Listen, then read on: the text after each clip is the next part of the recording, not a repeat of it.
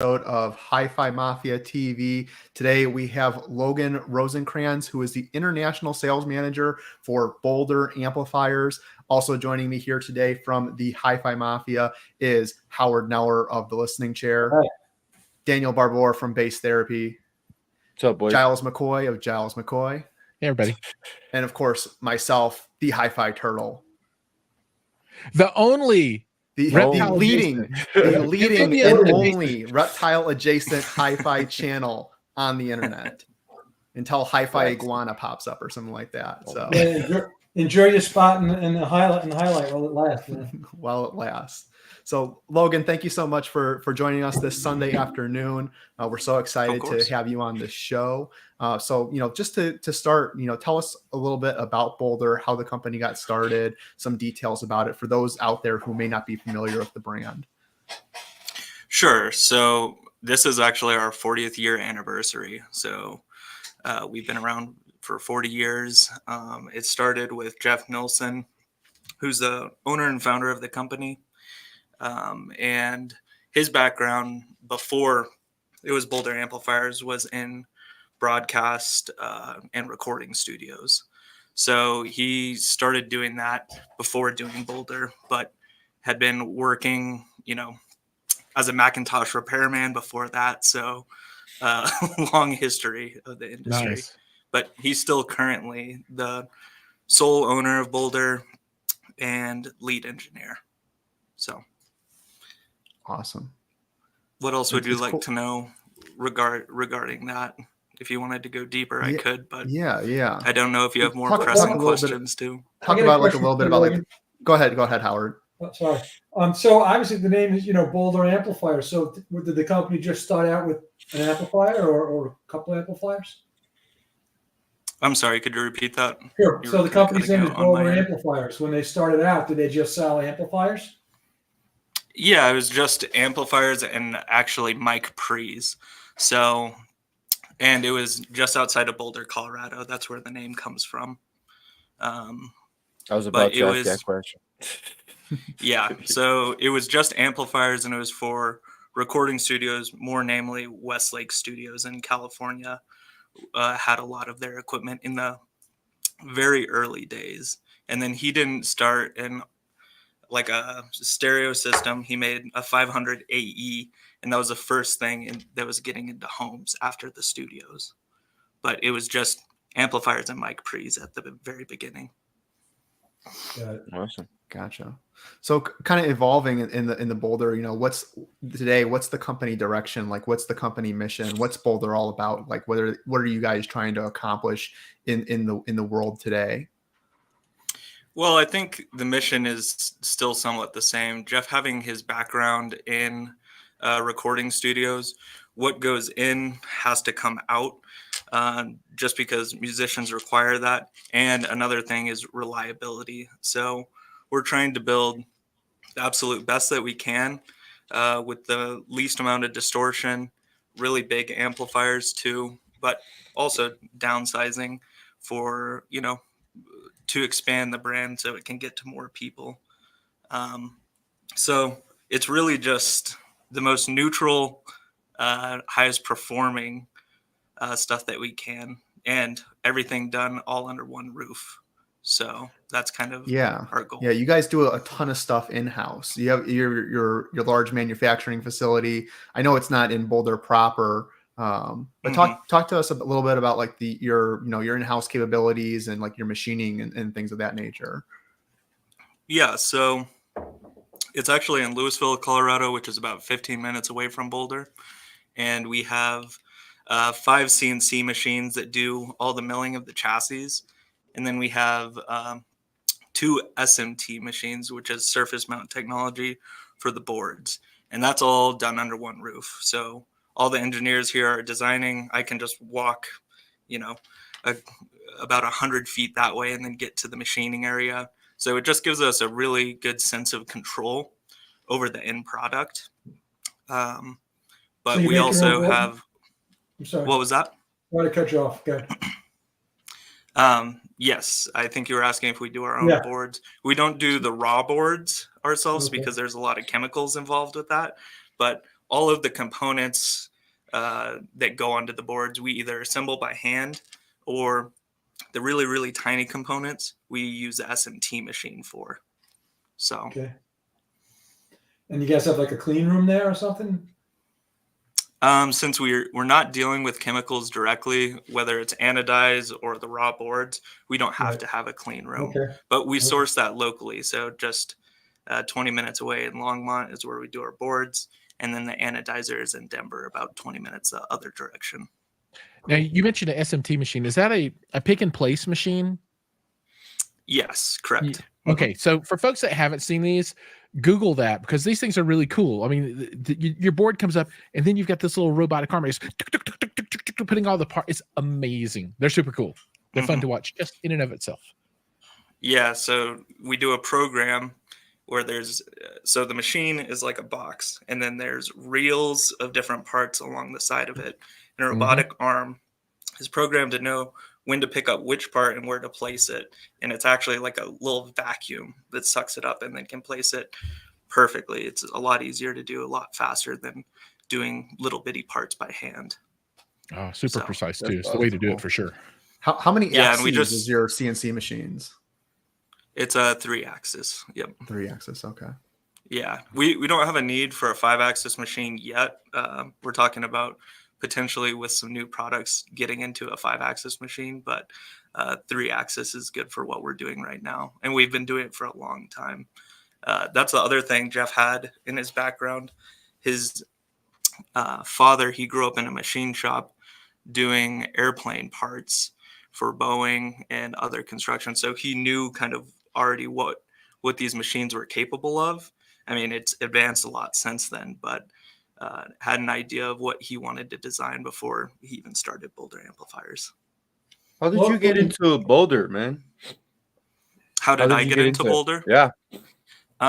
So since it's local, I actually met Jeff. I was managing multiple restaurants around Boulder, Colorado. And I met Jeff at one of the restaurants many, many years ago. I've known him for about 7 years, I would say. And I've been with Boulder for 5. And job position opened up, and he saw, my work ethic and how I was with people, and asked if I wanted to change industries. And, I was always interested in audio and had a stereo system growing up, and we would talk about things when he would come in. And so he just really gave me a chance. I feel very lucky and blessed to be in this position now. 5 years later. That's awesome. Logan, something I think we need to address is that, right? So Jeff handles the circuitry design, right? But at a certain point, your products really undertook a very unique aesthetic. And so it's not just cookie cutter box, metal boxes that are cut with the CNC machine. Who's responsible for that, and how did that come about? So in the design process, it's more than just Jeff being an engineer here. There's 5 other engineers, some of which have been here for 35 years. So almost since the start of the company. Jameson, who works under Jeff, has been here for about 17 years. But when it comes to the mechanical design, there's Doug Gower, who's been here for about 20 years, who has helped Jeff with that.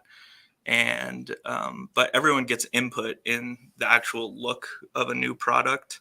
So we've actually had machinists who have came up with front panel ideas or heat sink ideas. I've had some design notes on the 812, for example, the headphone cover. So it's really a collective effort. It's not like there's one sole person. It's kind of a democracy here. We all throw our ideas out and then vote on our favorite ones. And I think it's been like that for a long time. Yeah, one thing I've noticed about the different series from a design perspective, right, from a style aesthetic, is that each of the series has a very unique style. Obviously there are design notes that carry through all of them. The color, materials, they got that kind of thing. But if you look at the 800 series, which has the very textured sides, versus the 1100 series, which has a topographical type of motif, versus the 2100, which is very what I consider analytic, right? Look, versus the 3000, which I think is like what people really think of when they think of Boulder, right? It's very interesting that they all have their own flavor and personality. It's pretty cool. Yeah, absolutely. And that's what we were going for, is we want really distinct differences between the series. And that's hard to do when everything is aluminum and the same color. So you have to do different machining, different sizes, different angles. So, we're limited in some senses, but we've been doing it for so long that we know what we're capable of. And there's minor differences that you can do that will actually make a big change to the eye. There's a lot of comments, guys. I just checked. And everybody's calling Ray cameraman, so I've won. Oh my god! Oh no! Yeah. The Worldwide on Instagram said the cameraman is on the show. You're the coolest, man. We won. And we have spoken, man. Sorry. Yeah, and we have a bunch of people out there saying hello that are coming via Facebook. I can't see who you are, but good day to you as well. Like I said before, if there are any questions, feel free to throw those up and we'll get those into the chat as soon as we can. And, Logan knows everything about Boulder. he does. Almost. So, will Almost. Boulder release a new 1000 series monoblock to replace the 1050? What was that? I don't know. So there's a question. That is an interesting question. It's something that I can say that we're talking about, but I can't say more than that. We do have some exciting things coming a little later this year. So stay tuned. That's about all I can say. I don't want to get in trouble. And for all of the folks out there as you will. That question, there is the possibility of the @Giles McCoy line at Boulder, a small chance, and clearly near zero, but it could happen. So hold your breath for that one and see what happens. Well, Giles is pretty close, and he can drive up whenever he likes. So come and visit sometime. That's right. I'm jealous. It will look like something in the make Dune. sure it's up to your fine standards, Giles.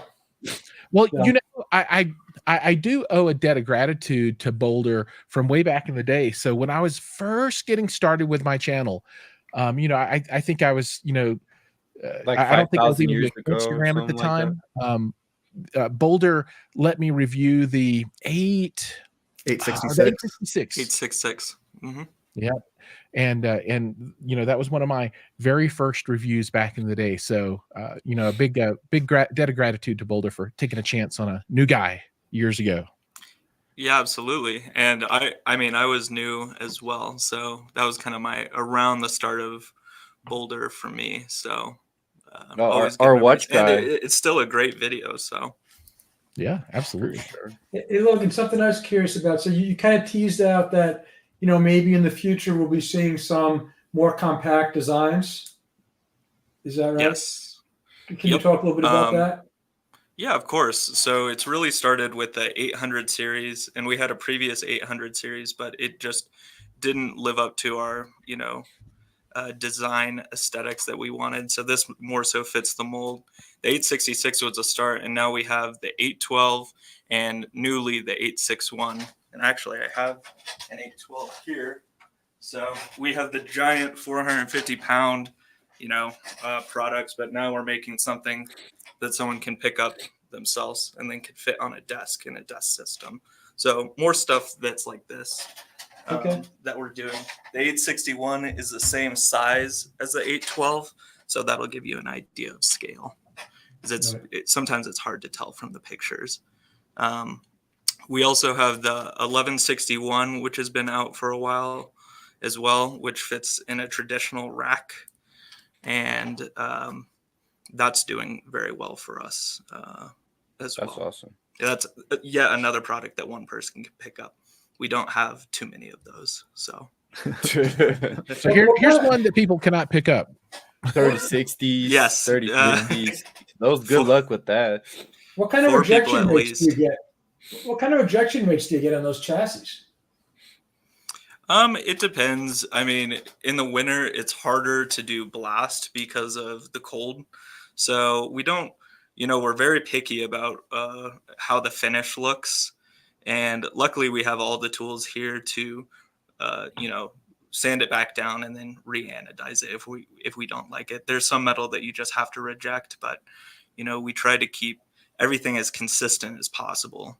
And even though it's Really cool. handmade, even though it's really. handmade, there might be slight differences, but I think we're a lot pickier than anyone else would ever be. So consistency. One thing I want to point out about this particular model is if you've ever watched the first Star Wars movie, when they're on the planet Tatooine and the Jawas roll up in their big crawler. Mm-hmm. This Yeah, looks I do see that. We're like on Geek Alley here. It does. Look at it. If it has some tracks down here at the bottom, it'd be ready to rock and roll. Yeah. Hey, Star Wars limited edition. There you go. Ooh, that would be very cool. That would be cool. That would be cool. There's probably a couple There's Jawas some that could fit into it as well. You can fit a person in there, to be honest. It's huge. So our watch guy loves Boulder. He has a 2108 and a 2110, and he needs some 1000 series mono. So that's awesome. Oh, and well, I think a lot of us got to actually meet him at. I didn't meet him. You didn't meet? Yeah, I got to meet him. I didn't meet him. Oh, So it was sad. cool. He had his watch on, the one we were talking about in the show. Yeah, Really? That's amazing. I was hoping to see it. Yep. Next year I'm gonna do a sideshow. I'm gonna do watches of Expona. Do it. I'll watch that. Oh, and there's a question. Have you ever experienced with color black? So there's a dealer, I think, that only that dealer can do the black color, right? Is there something like that? Do you know, Logan? So it's kind of a special edition, or not a special edition, a special order thing that we do when we do the black anodize, just because there's only one anodizer in the U.S. that has met our standards, and they're up in Oregon. So it's really expensive to do for us, but it doesn't degrade over time. A lot of black anodize will turn purple from the heat coming off the amplifier. But we use this company up in Oregon that does a black anodize that doesn't do that. And they do space parts. So parts that go on rocket ships, so they can take a lot of heat. And it's a really, really cool finish. I posted some pictures on Instagram a while ago of 2150s we did in black. And then there's one pair of 3050s in black in the wild, but that's the only pair. So no one else has. I wouldn't be mad if my amp turned purple. It's not. It doesn't look like a cool, not a pretty kind of purple. It's it's like a burnt. Never. Yeah.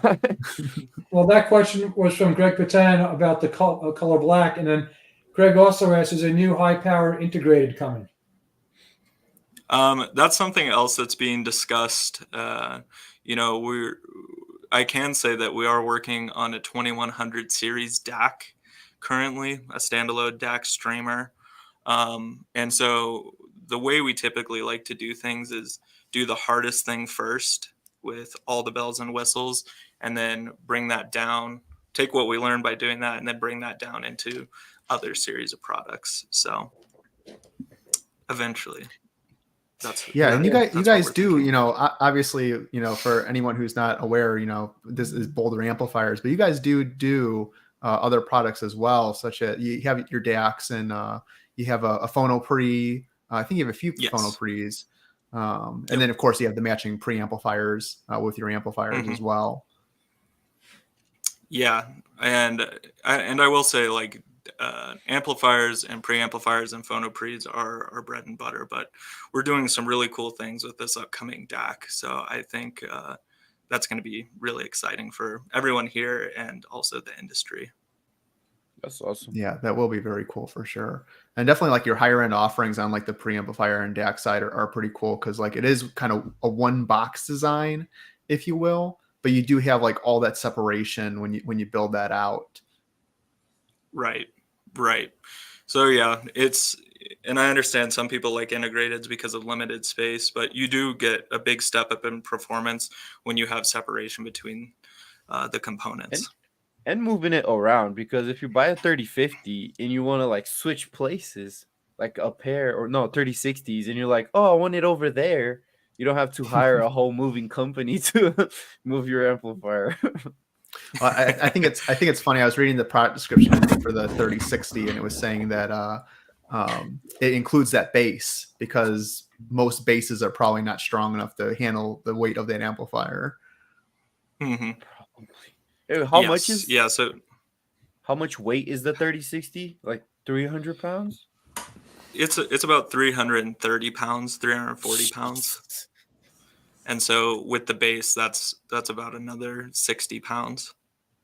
Oh my gosh. How do you move these amplifiers around in factory? You have the hydraulic lifts? So we actually build them on engine stands. So there's some screws that will go through the bottom of the engine stand on the bottom plate. And that's how we can move them around. To get them in crates, we have kind of like a hydraulic lift, but it's a crane, with straps, almost like a pulley system that we can lift them into crates. But even we sometimes, if they're like in our sound room, as I was packing up from Munich, there was 4 of us that had to lift it onto a cart. So we also do the lift it ourselves. Well, talking and with about 4 like, people, it's not too bad. Right. Anything's not too bad. It takes a lot of people. But talking about like the process of putting the products together, what how do you test each unit out to make sure? How do you run it in at all, or what kind of testing does it go through before it leaves the door once it's assembled? So it's pretty extensive testing. So after we'll get the raw boards, we'll run it through the SMT machine and do some through hole, so hand soldering. And then all of those boards get tested in test jigs before they're even put into a chassis. So they're run through extensive testing distortion, different test points. And then once it gets assembled, it goes through another round of tests. So we're just making sure that everything is meeting our specs. We'll run it for at least 24 hours. We'll thermal it. So run it to where the thermal circuits kick on and make sure that nothing breaks. And then every piece gets listened to as well. So the entire process of testing is probably the longest part, because every board before it goes into a chassis gets tested. Then it gets tested again, listened to, burned. Oh. Uh-oh. This could be our show. Although we could carry on, but I mean, I hope he's back. Hope he comes back. Yeah, I hope he comes I'm sure back. he'll be back. As we wait for Logan to get back, for those that are just joining us, we've got Logan Rosenkrantz from Boulder Amplifiers here, kind of with us at the moment. Oh, he's completely gone now. So we'll get back to the Boulder piece when he returns.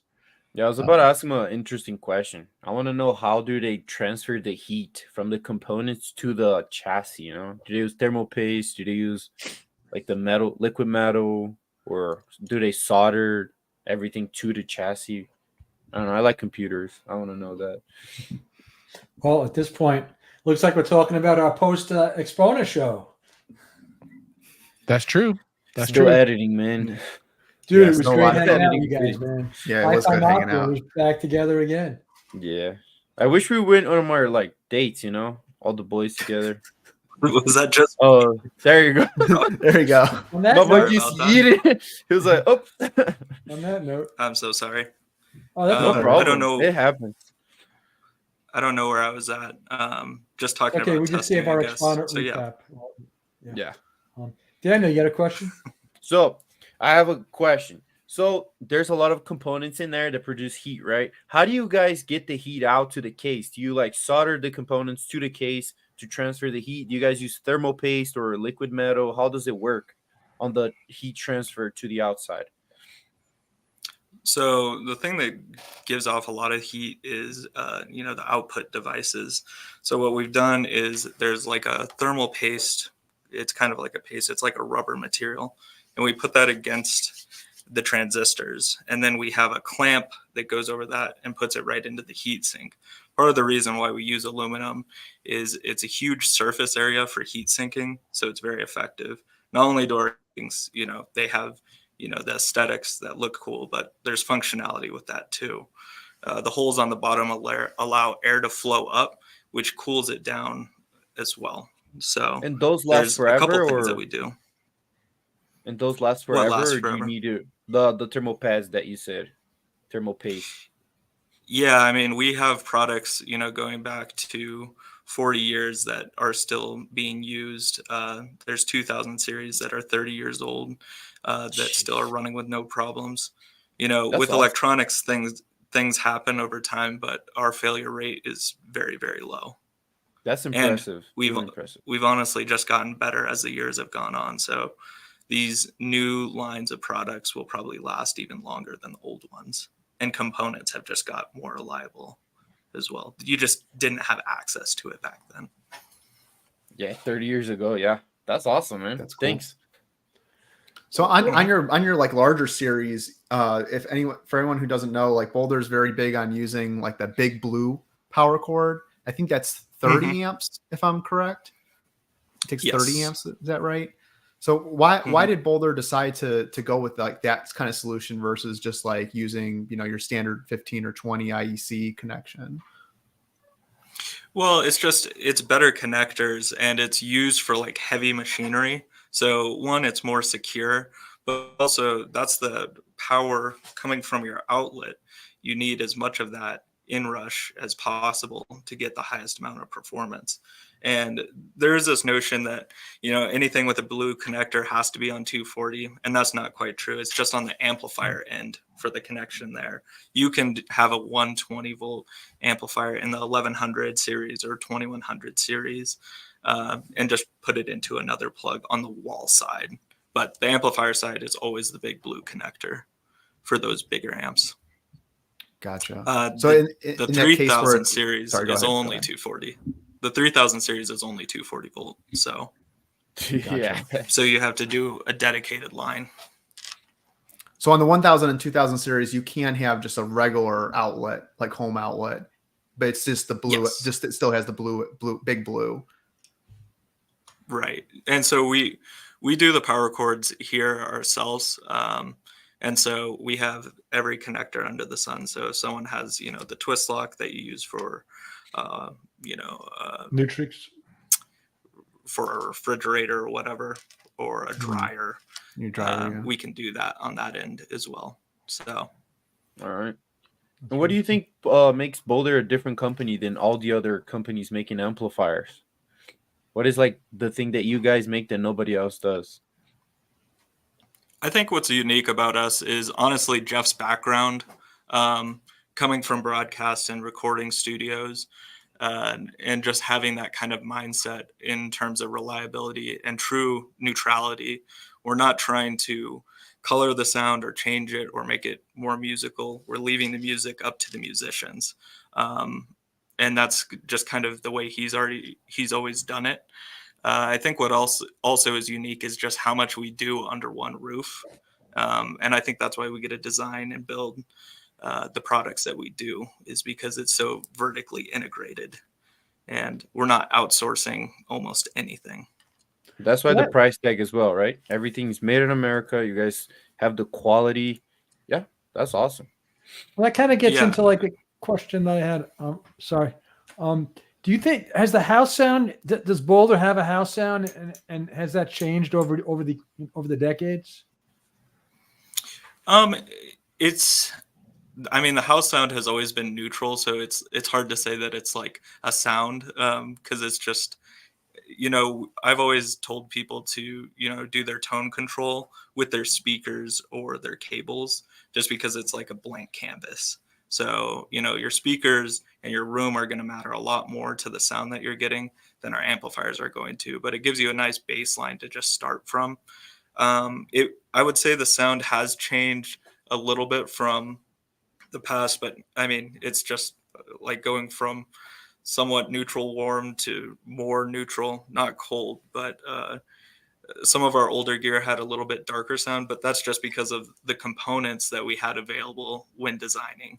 And now that we have the surface mount machine, that was a huge step in putting more parts in the same amount of space.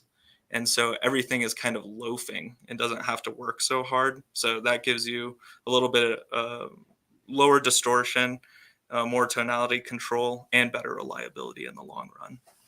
So that would be the only reason it changed. But the approach to the circuitry hasn't changed all that much. It's just been refined. All right. How about Expona? How's the experience at Expona? How's people's opinion on the products? How was that? Expona was good. It's always fun to go. Quintessence, our dealer there, always puts on a good show, and so we're just there for support. But having the 2150s at the show, I think excited a lot of people because we haven't shown the monoblocks in the 2000 series since CES. So having them there was, I think, exciting. Plus, a lot of people still haven't seen the 3010, so that was really cool. But yeah, I mean, overwhelmingly positive comments about the room and the sound that we get. And, you know, we're lucky to be in that room for 3 years in a row now. So it's gotten better each year because some of those rooms can just be hard to control. And you're given very limited time to do setup and get things right. Yeah. But each year we've improved because we just remember what we did last year and just tweak it a little bit to make it a little bit better. See, the thing about Expona, I was very happy with the show. Yeah, your room always sounds amazing. Like there's no complaint. The thing about Expona, it's just so overwhelming. There's so many different rooms. Like Quintessence had like 7 rooms, something like that. So yeah. We posted our Quintessence video this morning, actually, but I didn't even get around to your. You know, I worked every second of that show and didn't even get around to your room, unfortunately. I'm going to make an effort to get there next year or at the next show. But who's going to be at Munich for you? So I'm going to be going to Munich, and we're going to be bringing the 3000 monos, and we've actually never demoed those at any show. So it'll be the 3050s, 3010, and 2108. So top of the line amps, preamp, and phono pre, and we'll be in the YG acoustics room. So 2 Colorado brands going to Munich, and it'll be we share a distributor there, so he'll be part of the room as well. So very excited for that, and that'll be the first time that we're demoing at Munich as well. We've had static displays, but this time we'll actually have some music playing. Is that the first time you showed with YG? I believe so. Wow, I don't want to say the wrong thing, but they, you know, we're pretty much neighbors at a certain point. We're 20 minutes from each other, so they know our gear well. And then we have a pair of YGs here in one of our sound rooms, so we're very familiar with each other's products and how it sounds together. You guys got to put on like cowboy hats and do the whole Western thing. You know, so. Yeah.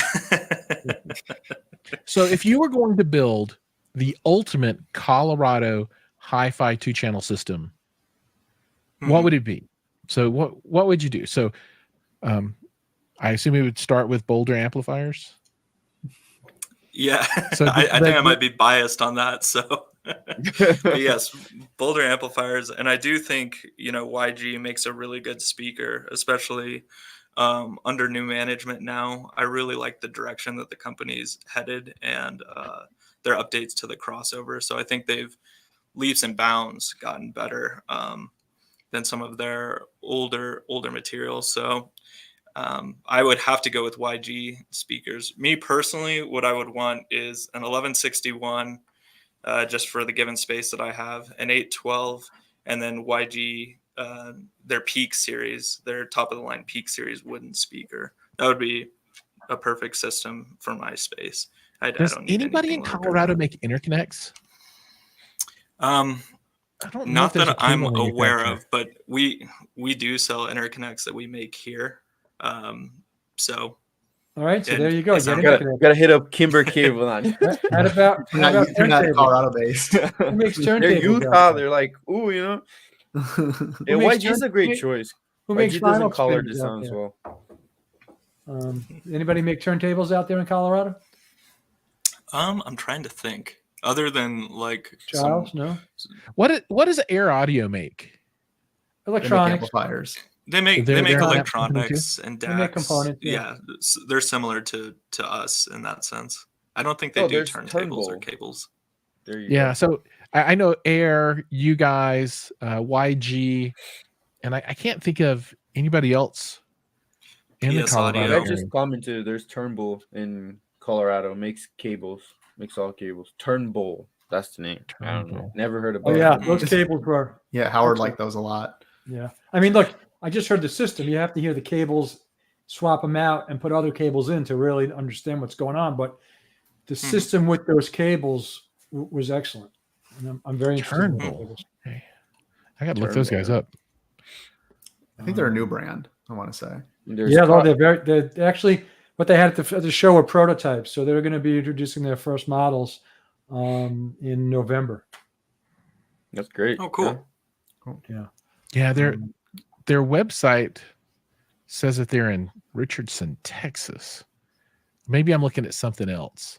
Maybe there's multiple Turnbulls, and that's like a distributor or dealer. that might be right. Probably. That might be right. Yeah, that's cool. But Logan, let's talk about something like the newest product for Boulder. I believe that's the 861 amplifier. Am I correct?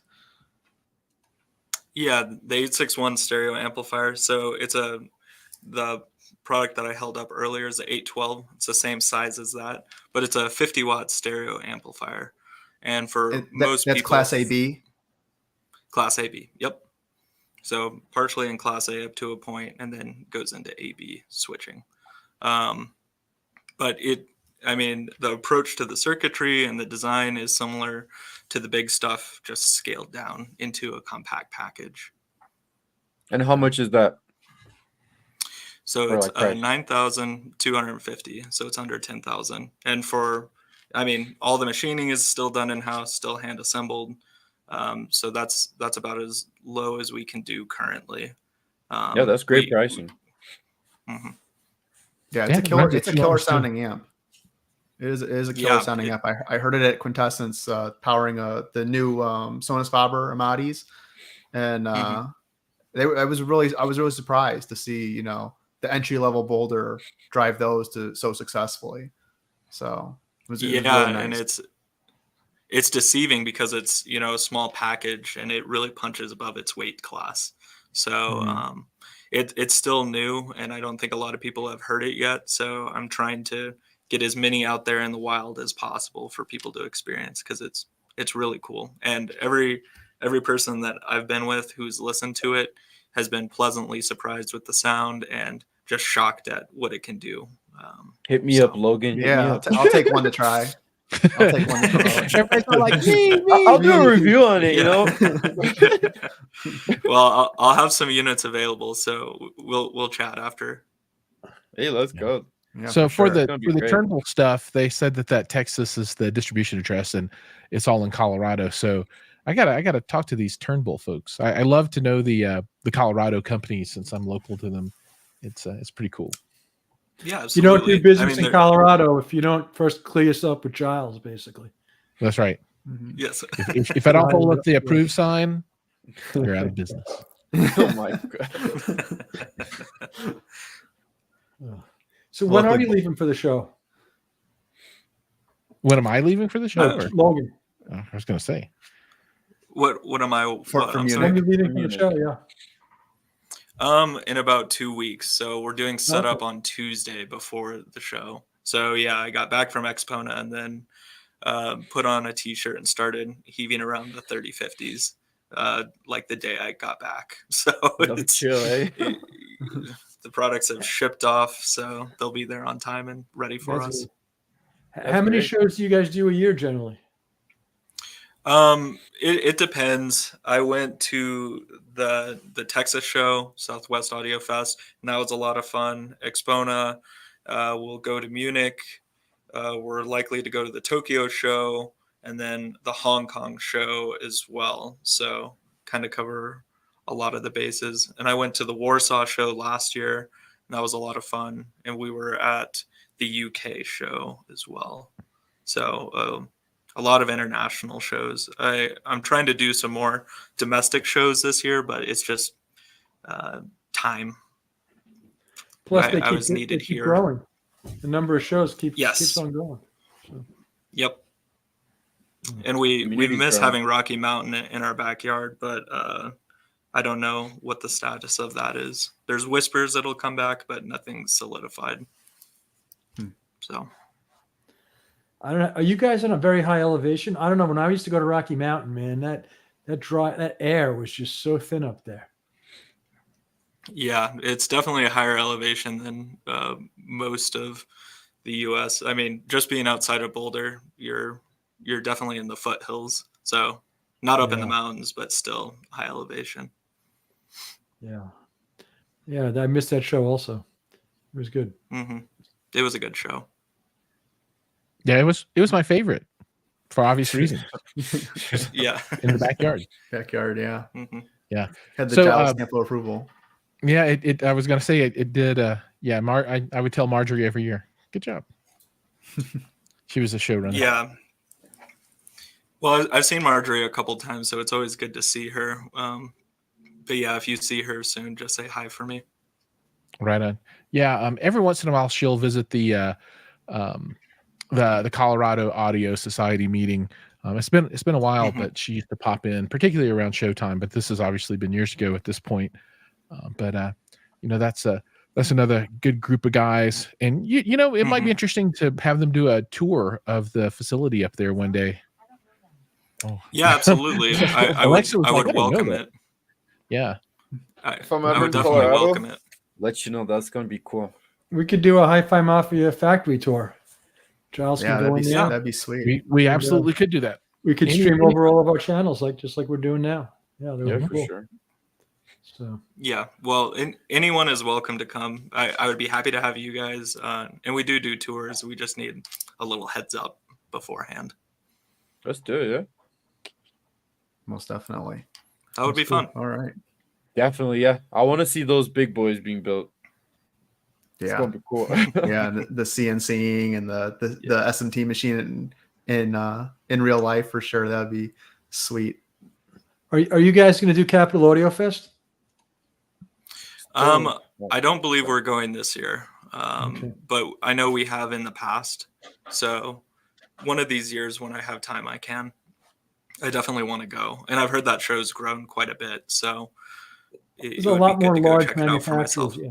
Yeah. A lot of large manufacturers, and it's a great vibe. You still got the guys with the basement, kind of garage kind of products, and now you have the big companies in there as well. It's just a great laid back show.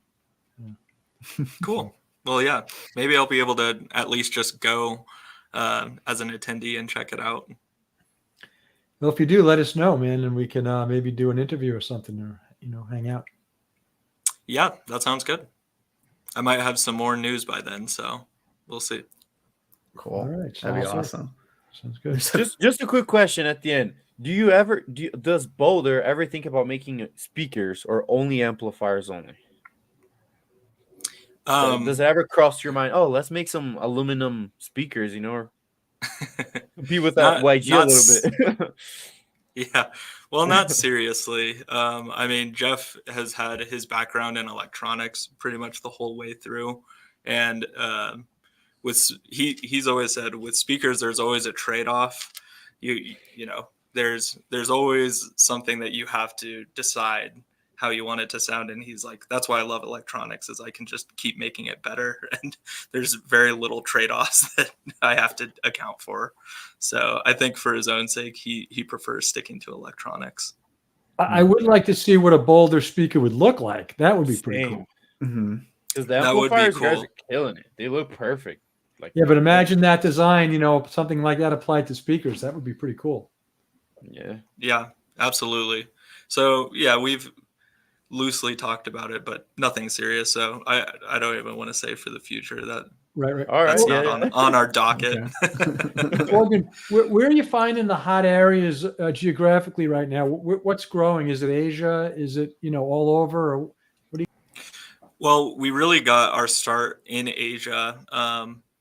Jeff had done the recording studios and different things back, so the U.S. market was always good for us. And then in the 80s, when Japan had their economy was soaring, they were kind of the first international to take us in. And at that time, Japan had a lot of influence over the hi-fi market. And so after Japan accepted us and started promoting our products, we got into Thailand and Hong Kong, China, Taiwan. And so that was kind of the ball that got it rolling. And those relationships are really long-term. So a lot of the original distributors we're still working with or have worked with. So we have a good foothold there. The European market has been harder for us. So we're trying to change that and get more exposure there. Hence why we're doing such a big system in Munich is Yeah, to you just, guys are gonna kill it. show people what we can do. So You guys are our gonna two show biggest them. markets are Hong Kong, China, and the US, and they're pretty neck and neck. Are you going to be at the Beijing show? At the Beijing show? No, unfortunately not. Our distributor will be there, but I won't be there. Okay. He goes to all of the shows in China and has been a long-term partner. So we trust him to do that. Have you guys found the Asian consumer to be different than the North American or European consumer? Definitely. I mean, the Asian consumers really like big and power, so we're happy to provide that. So a lot of 2100 and 3000 sales happen there, but it's the same in North America, just because there's a lot larger living spaces in a lot of the places where we have good sales. In the Asian market, they're in such a lot most of the time in such a small living space. So I've been into like Hong Kong apartments where they have a 3060 and like Wilson XVXs, and it's an apartment that's barely larger than my office. So it's not ideal sonically, but they're just happy to have it. And where I've been into people's systems in North America, it's a lot larger spaces and let the speaker breathe, and the amps look small in some of those rooms. So how does it come with warranty? How does the warranty work? Do you guys keep taking care of it for like a long time, or like it lasts for like a year? How does it work? Well, we service any product from the 2000 up. So since 1994, we'll service and fix any product, and warranty is 4 years after purchase. All right. Yeah, and we'll still work on it, but in those 4 years, we'll do it for free if there's anything that happens. But most of the time, that's not a problem.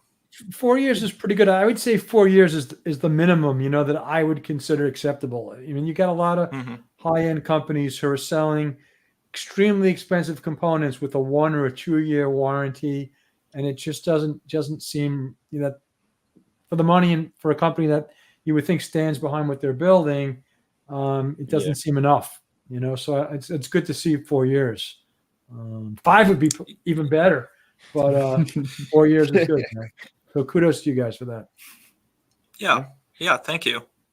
And we like to do anything we can to help out. So our boards and stuff are expensive, but it kind of depends on the dealer what they want to charge, or the distributor, whoever's doing the repair. But we try to keep costs down as low as possible if it is outside of warranty. Cool. Yeah, thank you so much, Logan. It was great having you over. Yeah.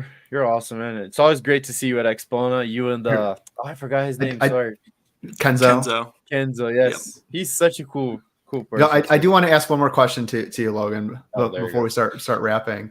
Sure. Obviously, you're a younger guy, just like me and Daniel. I always wonder, what? What's what? Only Giles in spirit. I'm 32. Me too. That's a rough 32. Me too. I've had a hard life.